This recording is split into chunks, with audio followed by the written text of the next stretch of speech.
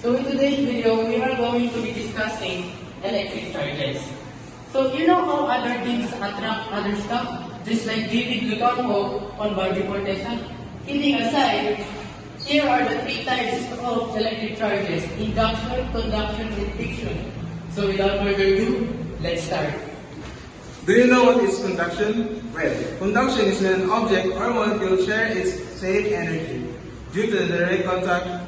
For example, when you boil in hot water 4 minutes and you put a stainless spoon, fork, or other stainless utensils, the energy will conduct with the stainless spoon from the hot water, thus conduction occurring.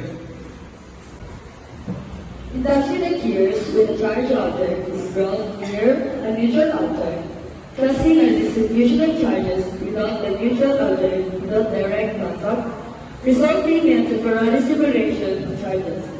For example, rock the balloon continuously with a coil to give it a static charge, then bring the charged balloon close to the small pieces of paper without touching them. The negatively charged balloon will cause the electrons in the paper to move forward. Using a positive charge inside causes the balloon and attracting the paper tube. This experiment effectively shows the principle of induction and action. Next is friction. What is friction? Friction occurs when two objects rub together causing electrons. For example, rubbing your hands. When you rub your hands together, the friction between your hands creates heat. Ano siya?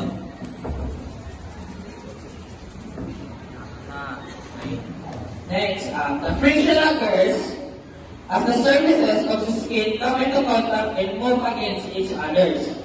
The mechanical energy of this movement is converted into thermal energy, causing your hands to feel warm.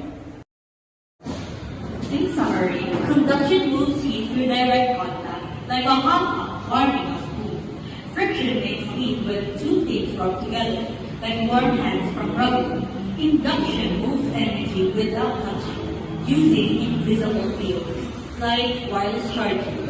They are important because they help us cook and power devices in our everyday life. Thank you for watching and listening. We hope that you've enjoyed learning from us and have an amazing day.